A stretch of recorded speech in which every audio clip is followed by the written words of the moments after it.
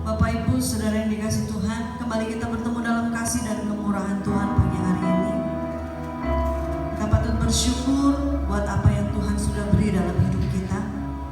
Sebab itu kita mau membawa pujian penyembahan kita pagi hari ini untuk datangi beribadah kepada Tuhan. Kita tundukkan kepala, kita mau berdoa. Bapa, di dalam nama Yesus kami mengucap syukur. Berterima kasih buat apa yang Tuhan sudah beri dalam hidup kami. Bagaimana penyertaan Tuhan buat keluarga, buat hidup kami pribadi. Kami bersyukur Tuhan, kami bangga punya Allah seperti Engkau. Allah yang dahsyat, Allah yang ajaib, Allah yang senantiasa memperhatikan kehidupan kami. Kami mengucap syukur Tuhan. Berpagi hari ini kami datang membawa pujian penyembahan kami kepada Tuhan yang terbaik yang sebagaimana Tuhan sudah beri dalam hidup kami. Terima kasih Allah yang hidup. Kami mengucap syukur. Urapi kami semua yang ada di tempat ini.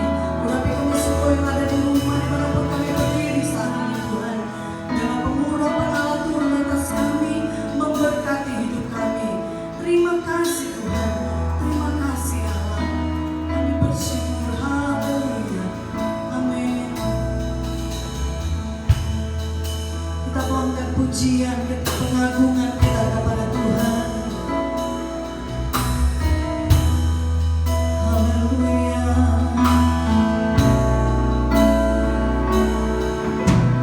Betapa dahsyat Engkau Tuhan, pencipta segala yang ada. Sungguh sekarang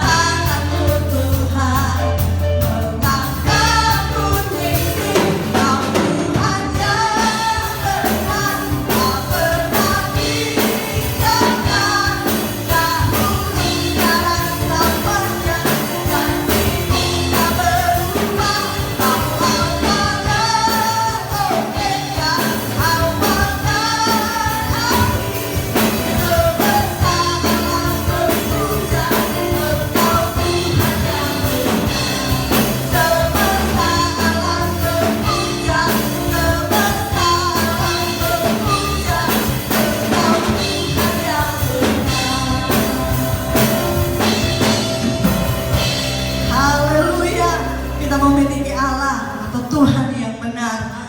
Bapak Ibu Saudara yang dikasih Tuhan, kita mendengarkan firman Tuhan. Kita mau angkat pujian.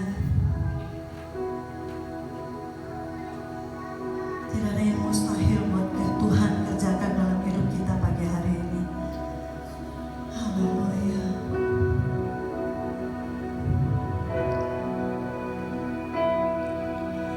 Meskipun tanggung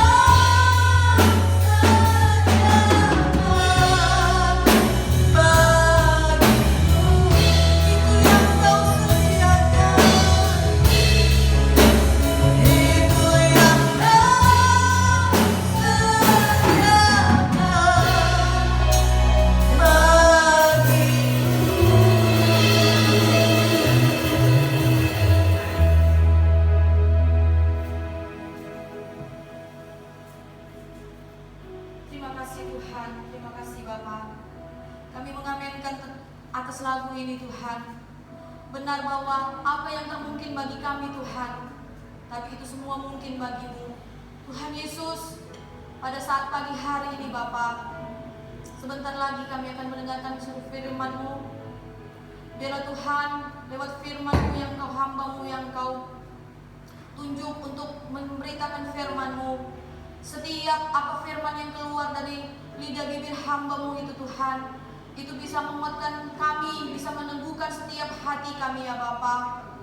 Biar lewat firman-Mu juga Tuhan, apa yang menjadi situasi pada saat ini Bapa, kami percaya dengan kami mendengarkan firman-Mu, kami bisa mendapatkan kekuatan daripada-Mu Tuhan, dan kami bisa menjalankan hari-hari kami ini hanya dengan kekuatan daripada-Mu Tuhan.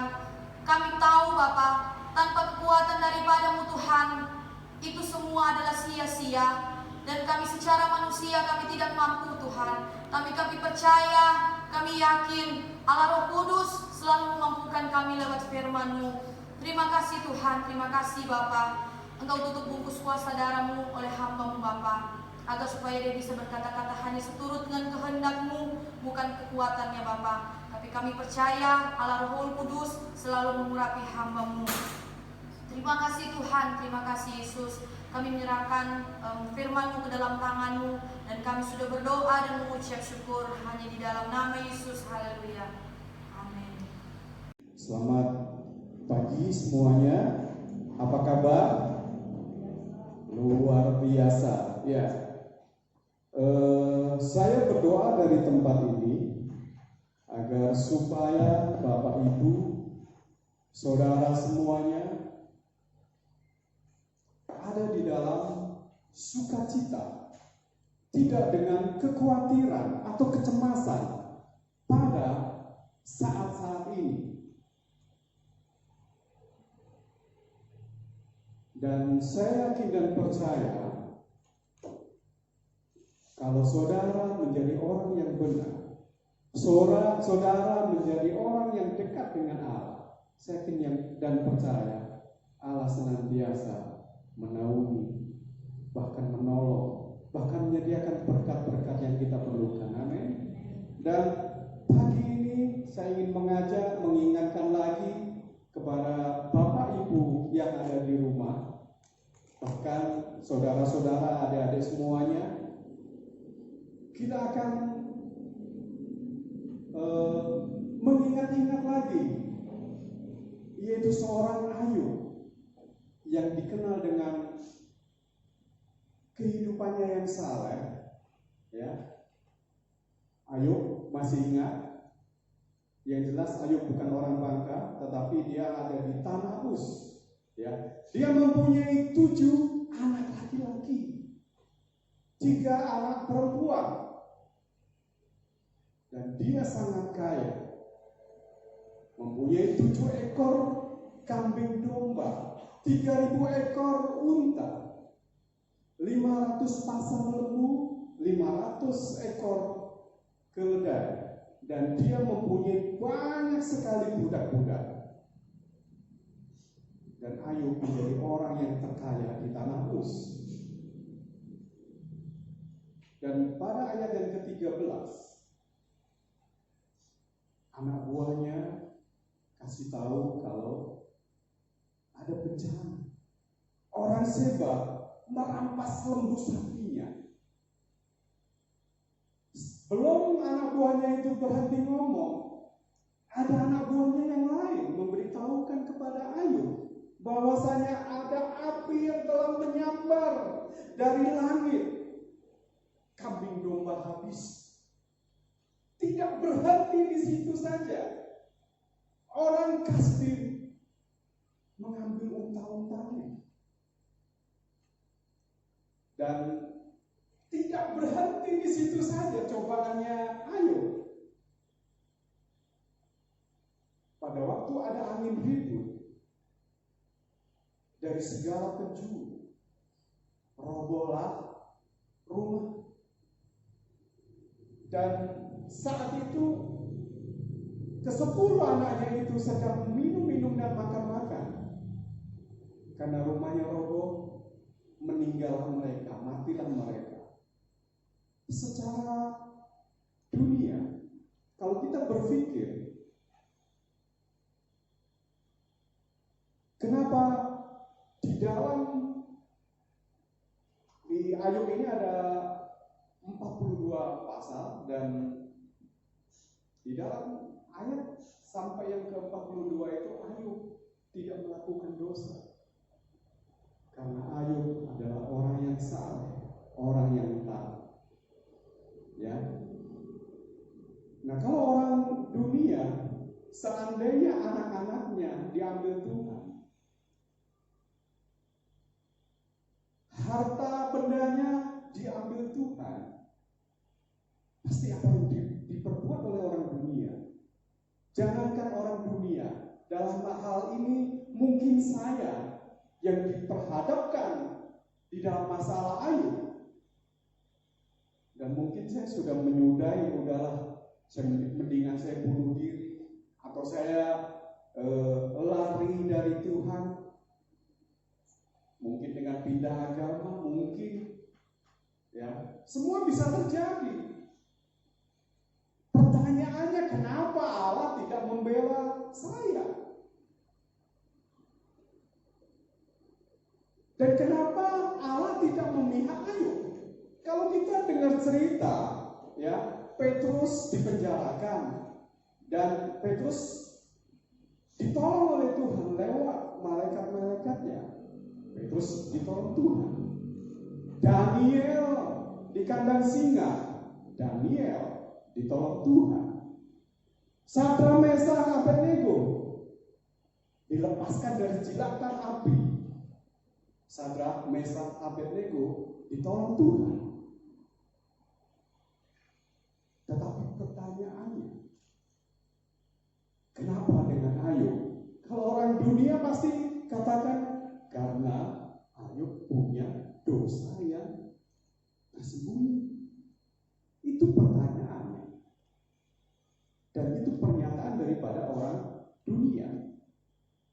Dan seperti Bapak Ibu Saudara ketahui, Ayub diizinkan oleh Tuhan untuk dicobai oleh iblis, oleh setan. Tetapi respon daripada Ayub adalah respon yang sangat-sangat positif. Dan saya akan memberikan 3 respon yang diberikan, yang diajarkan, yang patut diteladani oleh kita semua. 3 respon daripada Ayub. Coba kita baca di dalam Ayub 1 ayat ke-21 sampai yang ke-22.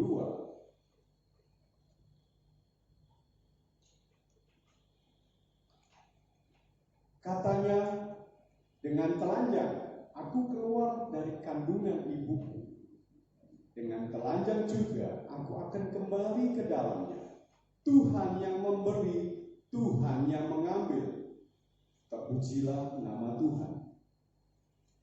Ayub sadar ketika dia dilahirkan, dia tidak memakai apa-apa. Dia tidak punya apa-apa. Dan bahkan dia tahu jika nanti dia mati, tidak akan membawa apa-apa. Dan setelah kejadian harta bendanya lenyap, hilang, sirna, dan anak-anaknya mati, dia masih bisa berkata, Tuhan yang memberi, Tuhan yang mengambil. Kekayaan Ayub sadar, kekayaan Ayub itu semuanya diberikan oleh Tuhan. Dan kapanpun Tuhan mau mengambilnya, itu sebentar.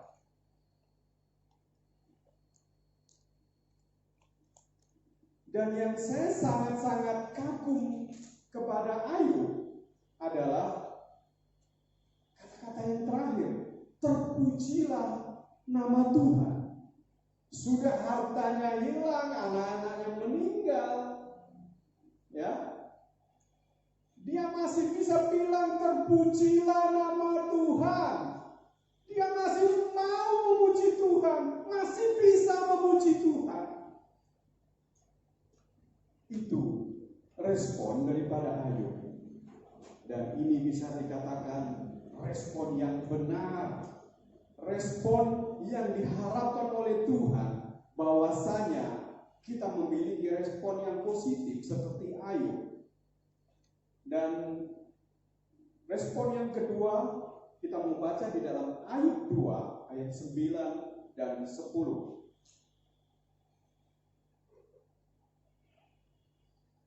Maka berkatalah istrinya kepadanya, masih bertekunkah engkau dalam kesalehanmu? Kutukilah Allahmu dan matilah. Tetapi jawab Ayub kepadanya, engkau berbicara seperti perempuan gila. Apakah kita mau menerima yang baik dari Allah, tetapi tidak mau menerima yang buruk? Dalam kesemuanya itu, Ayub tidak berbuat dosa dengan bibirnya. Ya. Ketika bencana-bencana selanjutnya, ternyata istrinya mulai gerak. Ya, setelah semuanya harta tidak dia punyai, anak tidak dia punyai, suaminya kena bisul atau bor di sekujur tubuhnya. Sehingga kalau saudara, Bapak Ibu semuanya ingat, dia harus menggaruknya pakai beling, pakai kaca. Saudara bisa membayangkan betapa sengsaranya Ayub pada saat itu.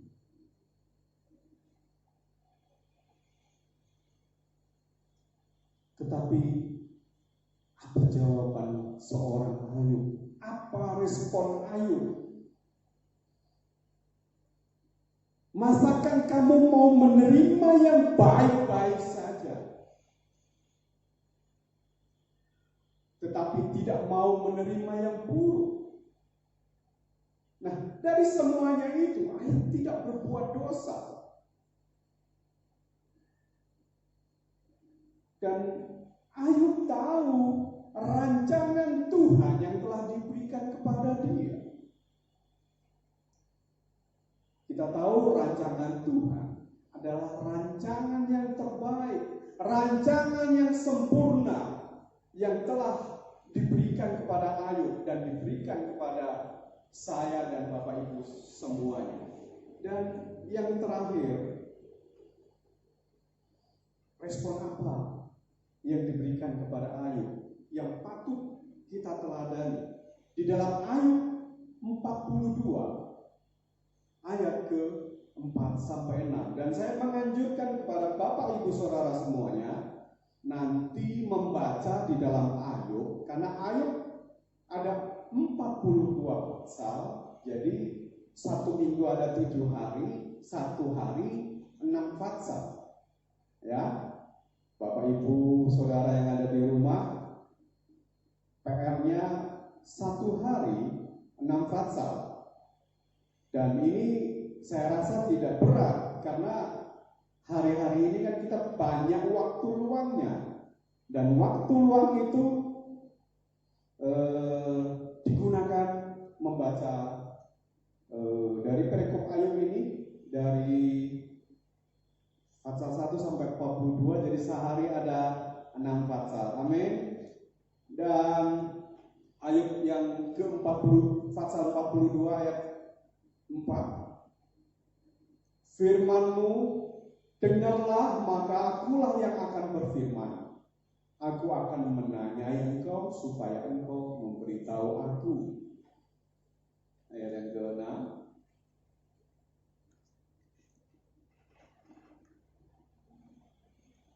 Oleh sebab itu aku mencabut perkataanku, dan dengan menyesal aku duduk dalam debu dan abu. Ya, ceritanya Ayub sempat down saat itu ya, bukan lockdown karena pada waktu itu belum ada pandemi ya. Jadi Ayub sempat down ya. Ada ucapan-ucapan atau perkataan Ayub yang tidak berkenan terhadap Allah, terhadap Tuhan. Dan mungkin kita bisa mengerti keadaan Ayub ya, setelah harta dan anak-anaknya tidak ada lagi, istrinya tidak mendukung, dan bahkan ketika sahabatnya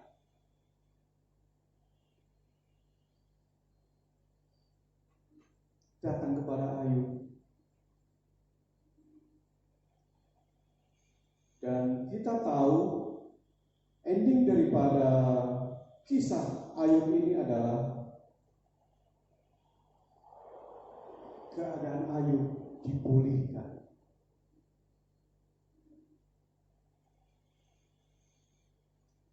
Karena apa?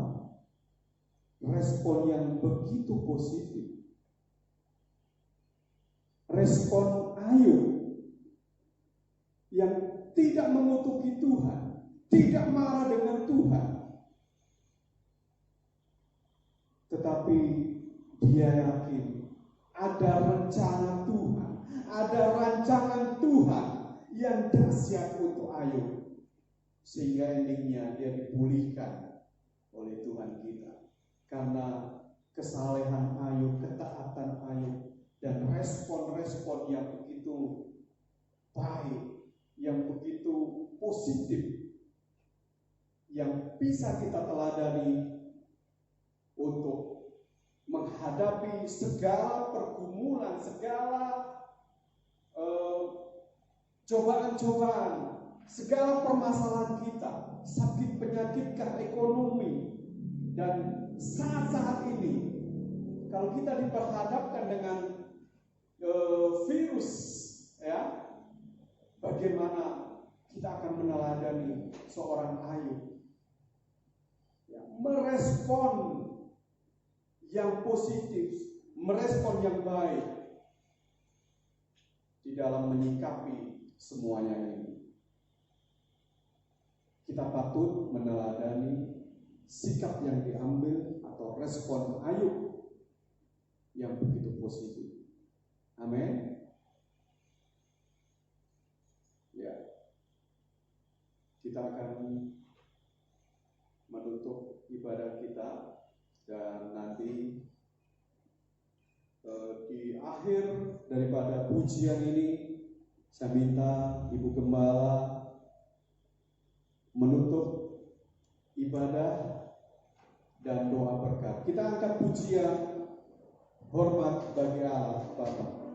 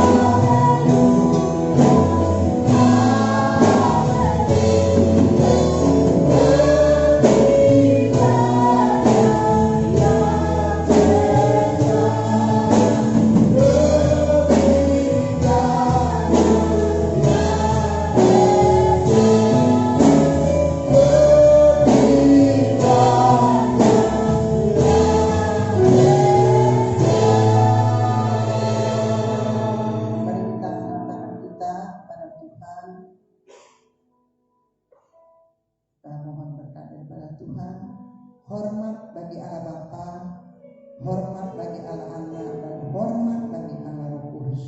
Ketiganya Esa. Itulah Tuhan yang kami yakini, karena kami percaya di dalam nama Tuhan Yesus ada keselamatan. Ya Bapa di surga, pada pagi hari ini kami bersyukur Engkau memberkati seluruh jemaat Tuhan yang hadir pada pagi hari ini. Bahkan mereka juga yang berada di rumah, mereka boleh mendengarkan firman Tuhan, mereka boleh berdoa dan boleh menyembah Engkau, mereka boleh diberkati oleh Tuhan, mereka boleh mendapat kekuatan yang baru yang daripada Roh Kudus. Terima kasih Tuhan, Kau kuduskan dan sucikan hati kami, layakkanlah kami di hadapan Engkau, dan Tuhan memberkati kami. Secara serahin kasih dan kasih Kristus, terimalah berkat damai sukacita persekutuan dari Allah Bapa, Anak dan Roh Kudus ada menyertai kita, dan apapun yang jemaat Tuhan lakukan, kiranya Tuhan akan membuat mereka berhasil dan diberkati. Dimanapun mereka berada, Tuhan selalu menyertai mereka. Dialah penyertaan Tuhan yang sempurna ada pada kami, perlindungan daripada Tuhan Yesus Kristus ada pada kami dari sekarang sampai selama-lamanya. Di dalam berkat nama Tuhan Yesus Kristus kami berdoa. Mari kita sama katakan amin.